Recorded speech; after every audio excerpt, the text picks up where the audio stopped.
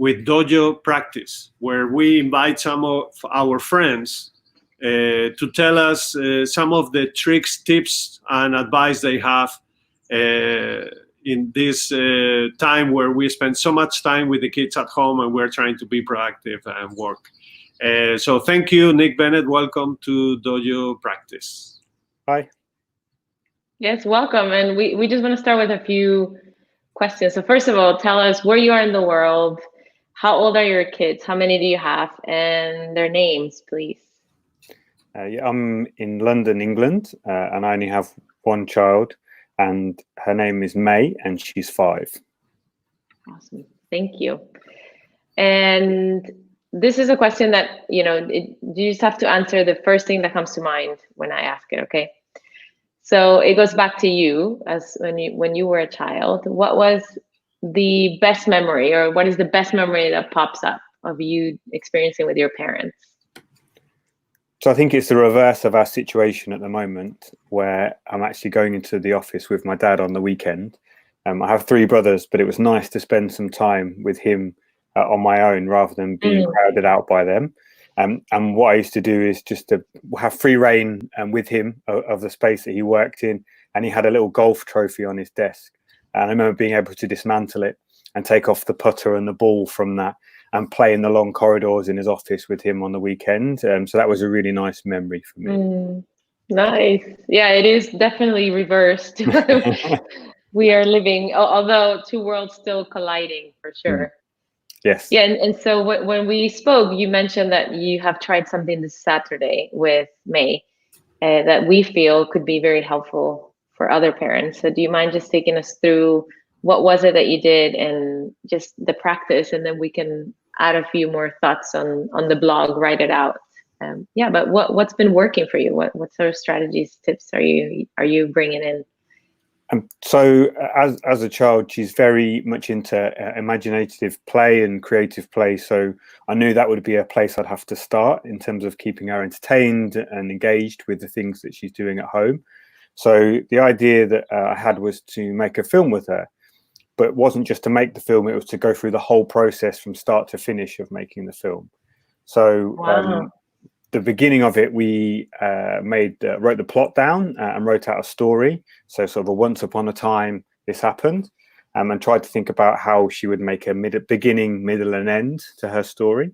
And then once the story was done, we drew out all the different scenes.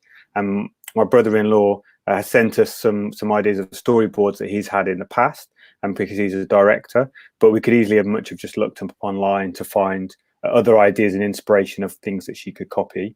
So she drew for each different scene from the story she'd written. We drew a different image of her in and of different things that she was doing. It was about balls attacking her. And she would then turn into the superhero and save the day and put all the balls back in the bag. So after drawing all the different scenes out, we then went and shot the different scenes just on my iPhone.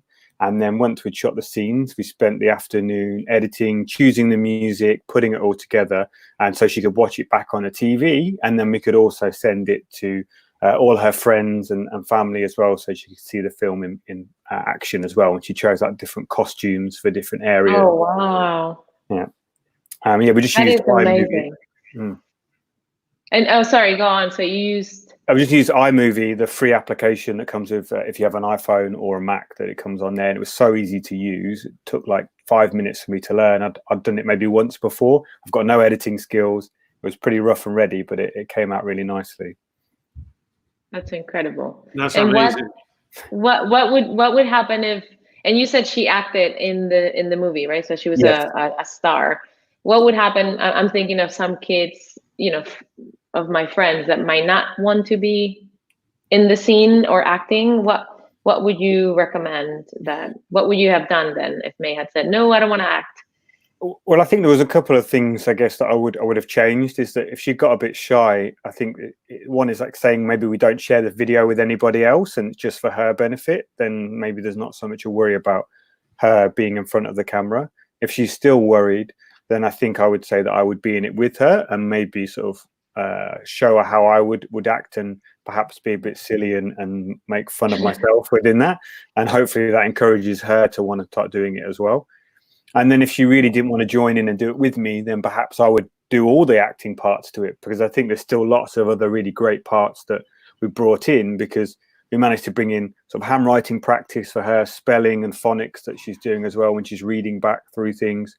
We ordered the scenes, numbered them, so she had to put them in the correct order when she's learning different maths. And wow. the different parts to actually drawing and creating a story as well. That's amazing. I actually want to see the film. I'm so super, super curious and intrigued. I'll share it with you all. I'm sure everyone can see it. Yeah. Yes, amazing. And just to close us off, and thank you so much for, being so generous with other parents. I think it's been 2 weeks for UK, right? Being in official isolation or lockdown.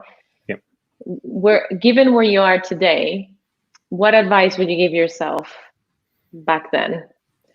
When you heard the news, school is closed, you're working from home, this is it, new reality. What advice would you give yourself now, knowing what you know? I think two things. One, set a higher bar for the meetings I have to attend for my work. So definitely apologize and count myself out of a few more things. And then I think not go as hard on myself. And I'd give the same advice to my wife, to try and stick to a regimented plan for my daughter. If she doesn't feel like learning one day or doing anything particularly productive, then that's probably okay, because as long as there's some learning happening over the 3 months or however long we're going to be in this for, then that's probably a good outcome. So yeah, go a bit easier on myself, I think. Yeah, get to know her, right? It's a gift. Yeah. Yes, exactly. Yeah, try to enjoy it, I think, maybe as well, if possible. One question, Nick. I love the initiative. I love making small films, and I'm curious if your daughter is something that she wants to do again, and how often do you think you could do this?